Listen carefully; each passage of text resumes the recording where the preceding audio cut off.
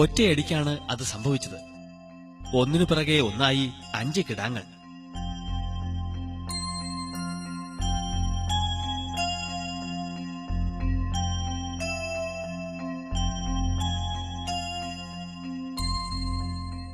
ആദ്യം ശശിധരക്കുറുപ്പിന്റെ ഉള്ളൊന്ന് ആളിയെങ്കിലും ഓരോന്നും സുഖപ്രസവമാക്കി കറുമ്പി സഹകരിച്ചപ്പോൾ അമ്പരപ്പൊന്നടങ്ങി.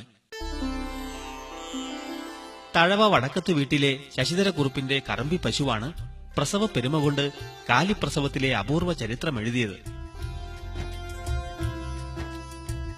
4 പൈക്കിടാങ്ങളെയും ഒരു മൂരിക്കിടാവിനെയും ഗർഭപാത്രത്തിൽ നീണ്ട 9.5 മാസം അവൾ ചുമന്നു നടന്നു.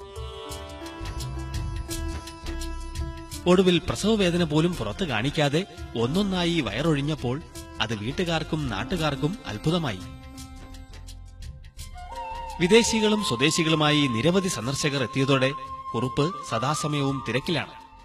16/10/2007 വ്യാഴാഴ്ച വൈകിട്ട് 4 മണിയായ പശുവിന് പ്രസവത്തിന്റെ അസുഖം തുടങ്ങി. 4:30 ആയപ്പോൾ ആദ്യത്തെ കുട്ടി ഇങ്ങോട്ട് വരാൻ പ്രയാസം തോന്നി. അത് ഞാനും ഭാര്യയും കൂടി ചേർന്ന് എടുത്തു. സെക്കൻഡ് 10 മിനിറ്റ് കഴിഞ്ഞപ്പോൾ രണ്ടാമത്തെ പെൺകുട്ടിയും പിറന്നു. പിന്നെ 1 മണിക്കൂറിന് ശേഷമാണ് മൂന്നാമത്തെയും നാലാമത്തെയും 5 കുട്ടികൾ പിറക്കുന്നത്. മൂന്നാമത്തേത് ആൺകുട്ടി, 4ഉം 5ഉം പെൺകുട്ടി. 1 മണിക്കൂർ ഞാൻ പശു ചാടി എണീക്കുകയും ചെയ്തു. കാലിപ്രസവത്തിൽ 5 കിടാങ്ങൾ കേരള ചരിത്രത്തിൽ ഇതാദ്യമാണ്. സാധാരണ മതിയിൽ നിന്നും വ്യത്യസ്തമായി ഒന്നിലധികം അണ്ടങ്ങൾ ഗർഭപാത്രത്തിലെത്തുമ്പോൾ സംഭവിക്കുന്ന അപൂർവ പ്രതിഭാസമാണ് ഇതെന്ന് വിദഗ്ധർ പറയുന്നു. ശശിധരക്കുറുപ്പിന്റെ പേരക്കിടാവാകട്ടെ കളിക്കാൻ 5 കൂട്ടുകാരെ കിട്ടിയ സന്തോഷത്തിലാണ്. ഇതിനിടെ കറുമ്പിയെ തേടി സർക്കാർ സഹായങ്ങൾ നിരവധിയെത്തി.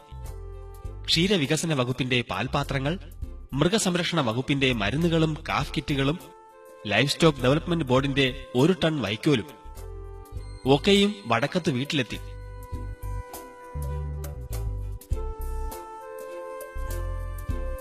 മൃഗസംരക്ഷണ വകുപ്പ് കറുമ്പിയെയും കിടാങ്ങളെയും ദത്തെടുക്കുന്നതായി മന്ത്രി ശ്രീ സി ദിവാകരൻ തന്നെ നേരിട്ടെത്തി പ്രഖ്യാപിച്ചു.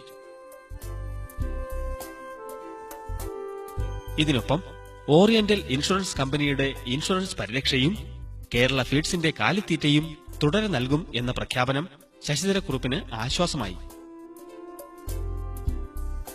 കറുമ്പിക്ക് പ്രസവച്ചടവോ ക്ഷീണമോ തീരെയില്ല.